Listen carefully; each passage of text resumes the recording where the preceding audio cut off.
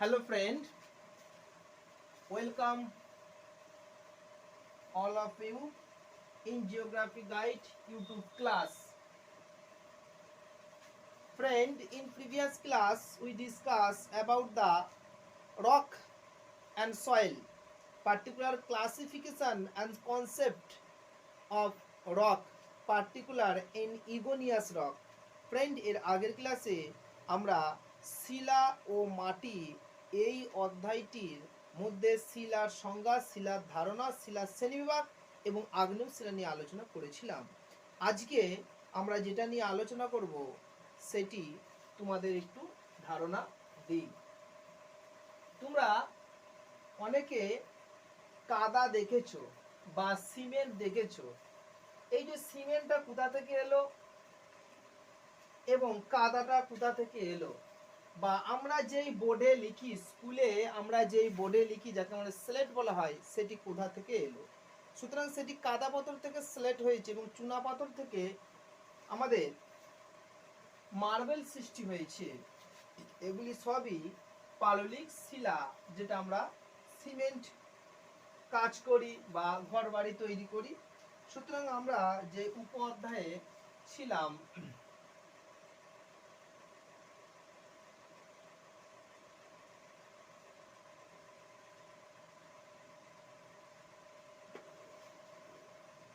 পাট একক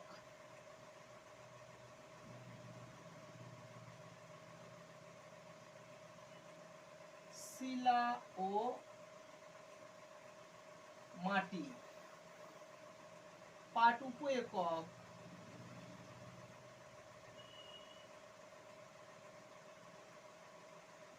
শিলা ও শ্রেণী বিভাগ।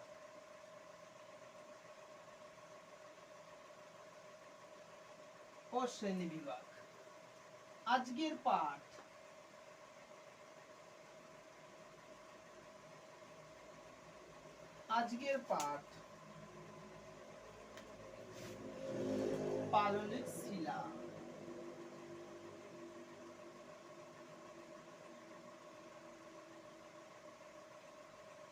পাললিক শিলা যাকে বলা হয় সেডিমেন্টারি রক, যাকে বলা হয় সেডিমেন্টারি রক। দেখো, পাললিক শিলা বা সেডিমেন্টারি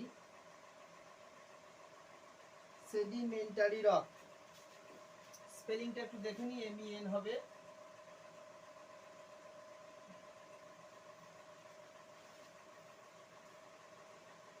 তাহলে এসো আমরা পাললিক শিলা নিয়ে আলোচনা করি।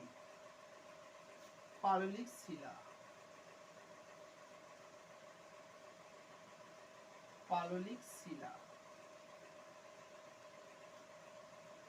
বা সেডিমেন্টারি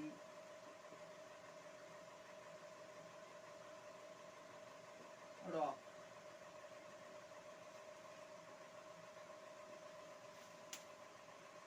কি কি ফ্রেন্ড আমরা জানবো? ফার্স্ট জানবো পাললিক শিলার সংজ্ঞা, তারপর উৎপত্তি, শ্রেণীবিভাগ এবং বৈশিষ্ট্য। প্রথমে আলোচনা করা যাক এর সংজ্ঞা।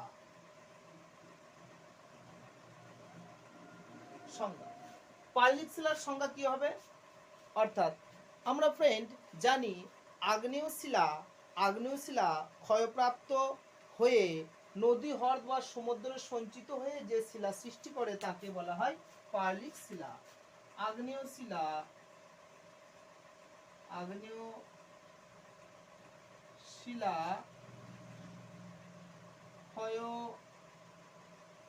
ক্ষয়প্রাপ্ত হয়ে সমুদ্র, হ্রদ, নদী ইত্যাদি স্থানে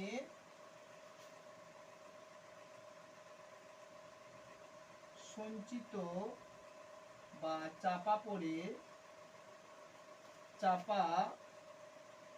পড়ে যে শিলা সৃষ্টি করে তাকে পাললিক শিলা বলা হয় বা সেডিমেন্টারি রক বলা হয়। দেখো ফ্রেন্ড, লিখে দিলাম আগ্নেয় শিলা ক্ষয়প্রাপ্ত হয়ে সমুদ্র, হ্রদ, নদী ইত্যাদি স্থানে সঞ্চিত বা চাপা পড়ে যে শিলা সৃষ্টি করে তাকে বলে পাললিক শিলা। এবার ফ্রেন্ড, আমরা আসব এর সৃষ্টির কারণ। উৎপত্তি বা সৃষ্টির কারণ।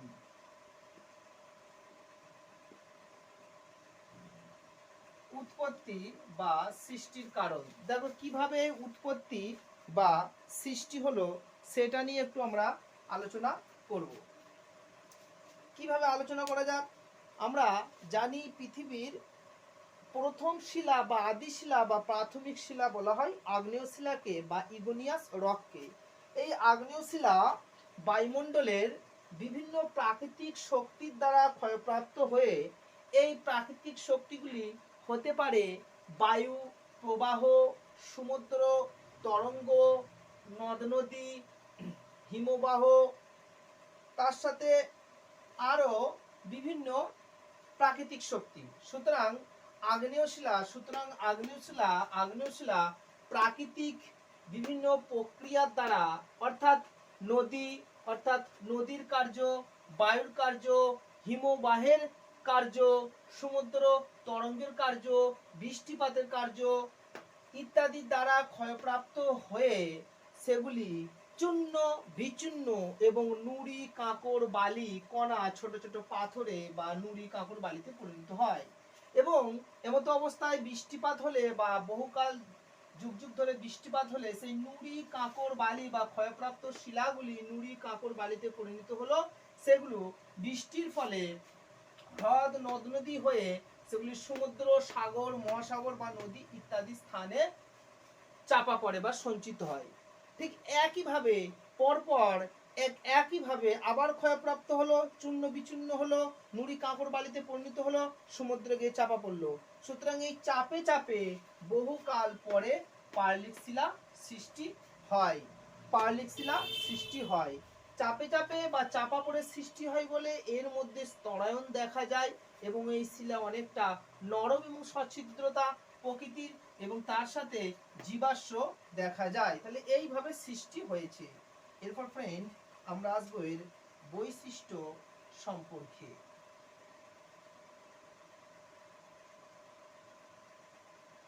বৈশিষ্ট্য সম্পর্কে যে কি কি বৈশিষ্ট্য এর মাধ্যমে জানা যায়।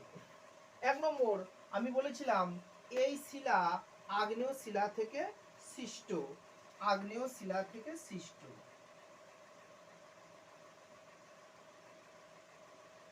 আগ্নেয়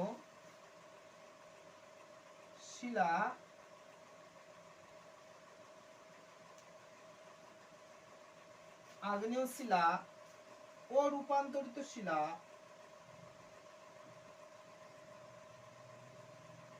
ও রূপান্তরিত শিলা ক্ষয়প্রাপ্ত হয়ে এটি সৃষ্ট। 2 নম্বর, এই শিলায় স্তর বা স্তরায়ন দেখা যায়। কেন দেখা যায়? এই শিলায় স্তর বা স্তরায়ন কেন দেখা যায়? যেহেতু শিলাটি আগ্নেয় বা রূপান্তরিত শিলা থেকে ক্ষয়প্রাপ্ত হয়ে সমুদ্র, নদী, হ্রদ, সাগরে পরপর সঞ্চিত হতে থাকে, স্তরে স্তরে সঞ্চিত হতে থাকে, তাই একে স্তরায়ন দেখা যায়। 3 নম্বর, এই শিলায় জীবাশ্ম দেখা যায়।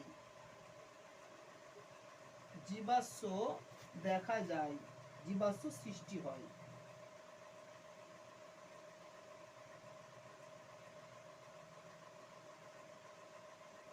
আমরা জানবো জীবাশ্ম জিনিসটা কি, এরপর আমরা জানবো জীবাশ্ম কি। অর্থাৎ যেহেতু স্তরতলে সৃষ্টি হয় তাই জীব পাথর, জীব দেহ পাথরে পরিণত হয়, এখানে জীবাশ্ম সৃষ্টি হয়। 4 নম্বর,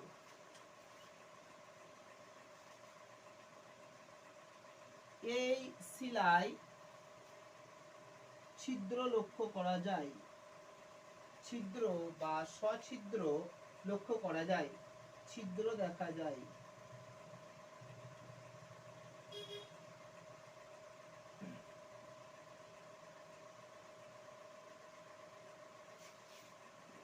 দেখো এই শিলার মধ্যে ছিদ্র দেখা যায় বা সছিদ্রতা এবং ভঙ্গুরতা দেখা যায়। সছিদ্রতা দেখা যায় ও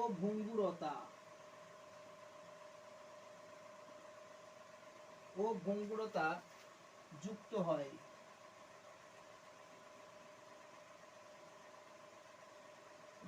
দেখো ফ্রেন্ড, এই শিলায় সছিদ্র দেখা যায়, মানে শিলাটি সছিদ্র প্রকৃতির হয়, ছিদ্র ছিদ্র থাকে, এবং ভঙ্গুরতা মানে শিলাটা খুব সহজেই ভঙ্গুরতা মানে শিলাটিকে ভাঙা যায়।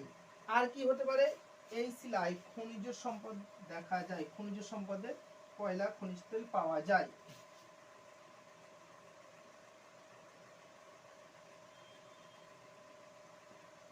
পাললিক শিলায়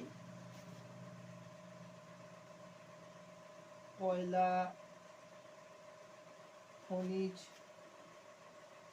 তেল প্রাকৃতিক গ্যাস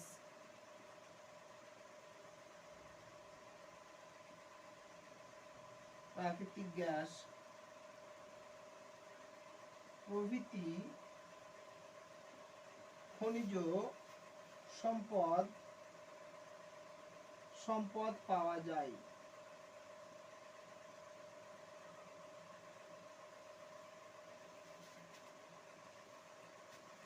দেখো পাললিক শিলায় কয়লা খনিজ তেল প্রাকৃতিক গ্যাস প্রভৃতি খনিজ সম্পদ পাওয়া যায়।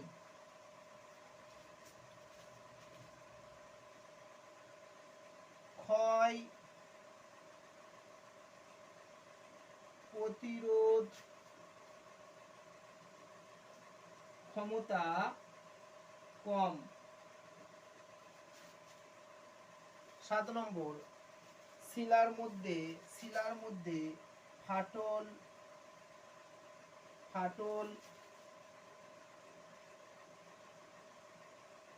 সছিদ্র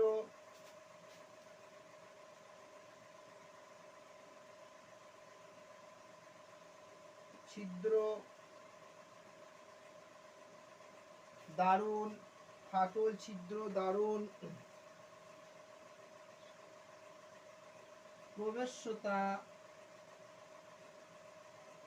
প্রবেশ্যতা লক্ষ্য করা যায়।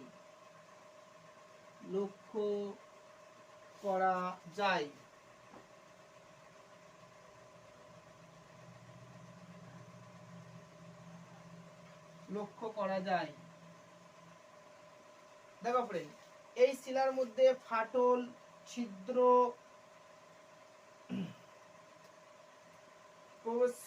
প্রবেশ্যতা লক্ষ্য করা যায়। আবার এই শিলা কম কঠিন হয়। সুতরাং এই গেল আমাদের পাললিক শিলার বৈশিষ্ট্য। এবার আমরা আসব পাললিক শিলার শ্রেণী বিভাগ।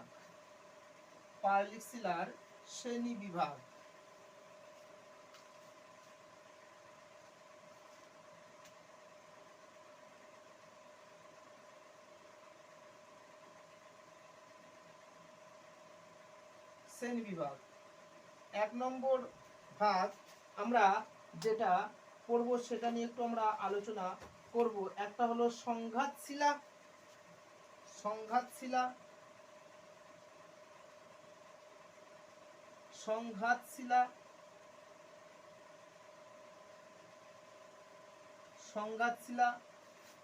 এই সংঘাত শিলা আমরা সম্পর্কে জানবো যে সংঘাত শিলা কাকে বলে। প্রাচীন শিলা চূর্ণ বিচূর্ণ, প্রাচীন শিলা প্রাচীন শিলা চূর্ণ, প্রাচীন শিলা চূর্ণ ও বিচূর্ণ, শিলা চূর্ণ ও বিচূর্ণ ও ক্ষয়প্রাপ্ত হয়ে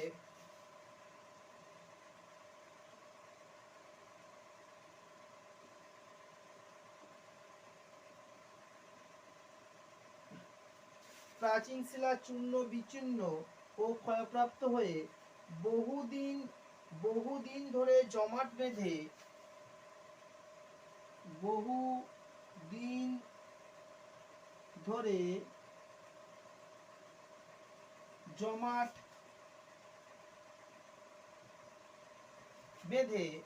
বহুদিন ধরে জমাট বেঁধে যে শিলার সৃষ্টি করে, যে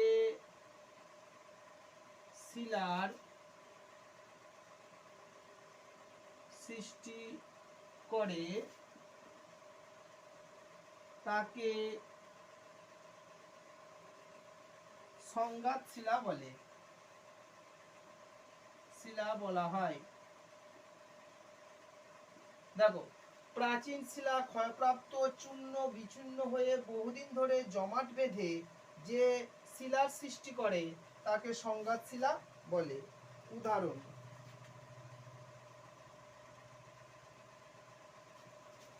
উদাহরণ যে এই ধরনের সংঘাত শিলার উদাহরণ কি হতে পারে? কংগ্লোমারেট। আমরা ফার্স্ট যে উদাহরণটি লিখব সেটি হলো কংগ্লোমারেট। কংগ্লোমারেট, ব্রেক্সিয়া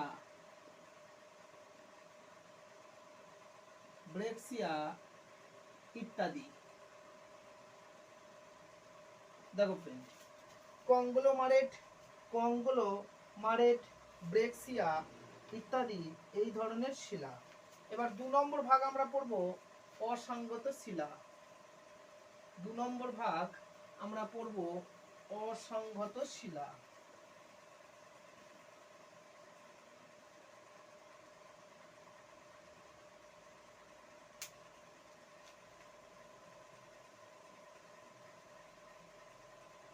দেখো, অসংগত শিলা, যে অসংগত শিলার আমরা সংজ্ঞাটা সম্পর্কে জানবো যে অসংগত শিলা কাকে বলে। রাসায়নিক উপায়ে বা জৈবিক প্রক্রিয়ায়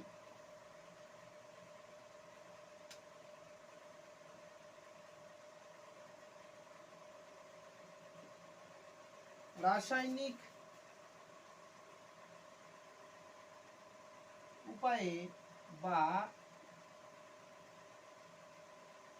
জৈবিক প্রক্রিয়ায় রাসায়নিক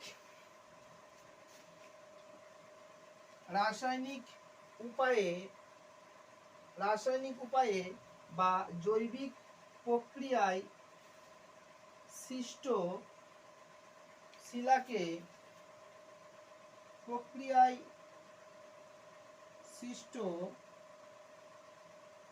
শিলাকে বলা হয়, রাসায়নিক উপায়ে বা জৈবিক প্রক্রিয়ায় সৃষ্ট শিলাকে বলা হয় অসংগত শিলা। অসংঘাত শিলা। এবার আমরা অসংগত শিলার উদাহরণটা নিয়ে আলোচনা করব যে অসংগত শিলা কাকে বলে। রাসায়নিক বা জৈবিক প্রক্রিয়ার ফলে যে সমস্ত শিলা, পাললিক শিলার সৃষ্টি হয় তাদের বলা হয় অসংগত শিলা। উদাহরণগুলো অনেকই হবে, যেমন হতে পারে চুনা পাথর, বেলে পাথর,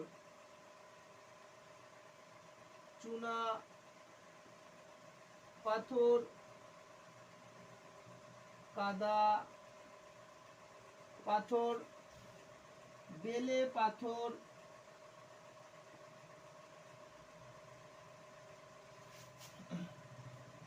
দেখো দিয়েছি চুনা পাথর, কাদা পাথর, বেলে পাথর, লবণ ইত্যাদি। ইত্যাদি, চুনাপাথর, কাদাপাথর, বেলেপাথর, লবণ ইত্যাদি। সুতরাং আমাদের শ্রেণী বিভাগের মধ্যে আমরা বলতে পারি যে এই শিলা অর্থাৎ দুই প্রকার, শ্রেণী বিভাগের সাহায্যে আমরা এটা বলতে পারি দুই প্রকার, একটা সংঘাত শিলা, একটা হলো সংঘাত শিলা,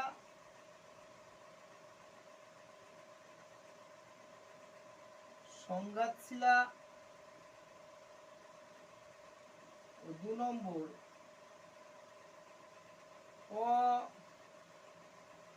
অসংঘাত শিলা।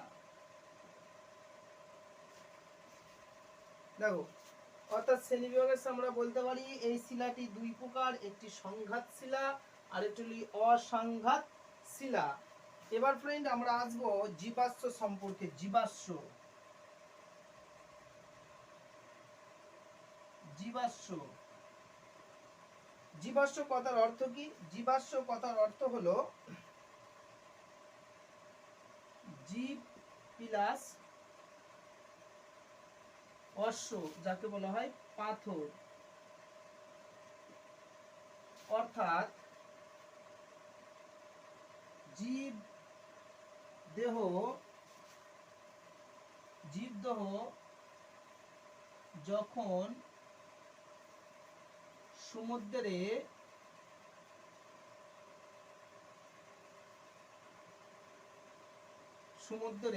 জীবদেহ যখন সমুদ্রে চাপা পড়ে পাথরে পরিণত হয়, পাথরে পরিণত হয়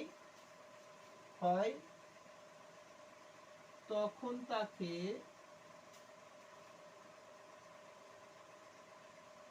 জীবাশ্ম বলা হয়।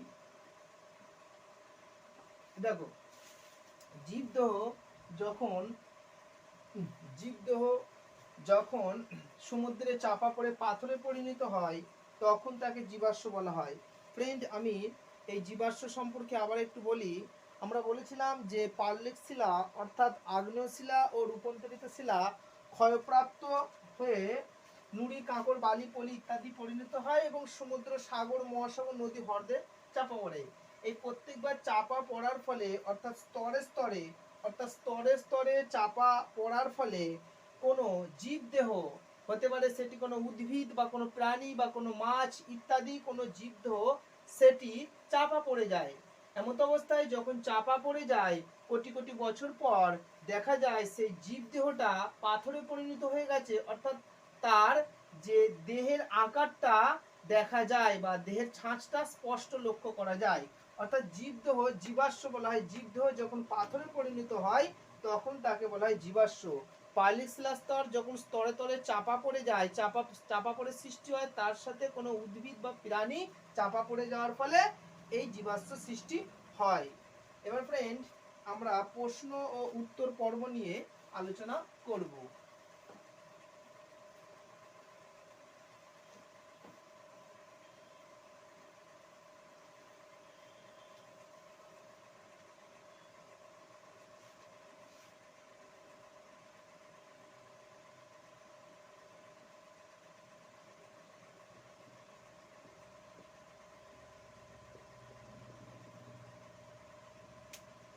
ফার্স্ট কোশ্চেন,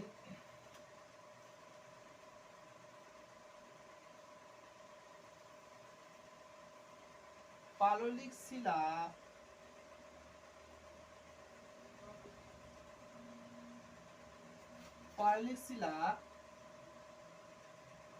কাকে বলে? 2 নম্বর কোশ্চেন, পাললিক শিলা কিভাবে সৃষ্টি হয়? পাললিক শিলা কিভাবে সৃষ্টি হয়? 3 নম্বর কোশ্চেন, পাললিক শিলার শ্রেণী বিভাগ করো। শ্রেণী বিভাগ করো। 2 অথবা 3 আসতে পারে। 4 নম্বর কোশ্চেন, ও বর্ণনা দাও।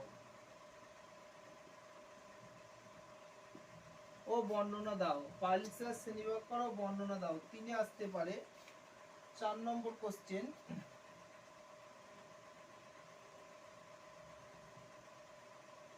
পাললিক শিলার বৈশিষ্ট্য লেখো।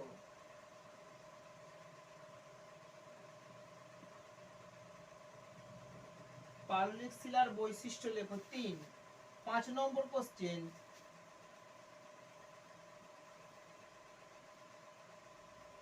জীবাশ্ম কি? জীবাশ্ম কি? এটা 2 নম্বর। 6 নম্বর কোশ্চেন, 6 নম্বর কোশ্চেন, জীবাশ্ম জীবাশ্ম কোন শিলায় দেখা যায়?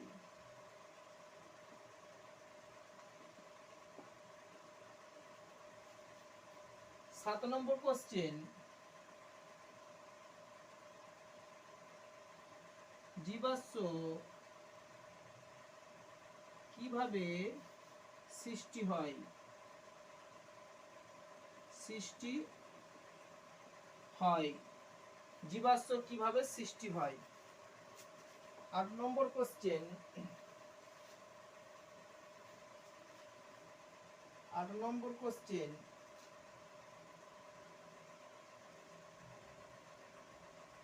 তিনটি পাললিক শিলার নাম লেখো। 3টি পাললিক শিলার নাম লেখো। এটা 4টি করে দাও। 4টি পাললিক শিলার নাম লেখো। 9 নম্বর,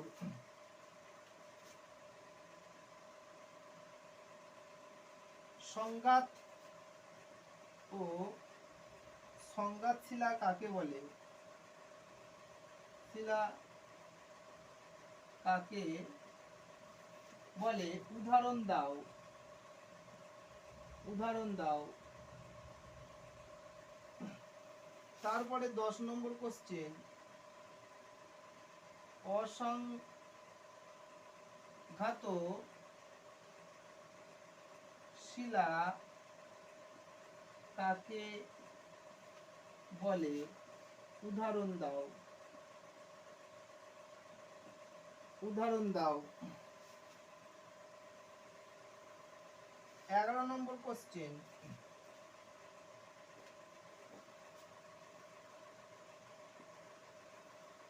সো ফ্রেন্ড, এই গেল আমাদের 10টা কোশ্চেন। আজকে প্রশ্ন, এই 10টা প্রশ্নের মাধ্যমে আমাদের পাললিক শিলা বা সেডিমেন্টারি রক আজকে শেষ হলো।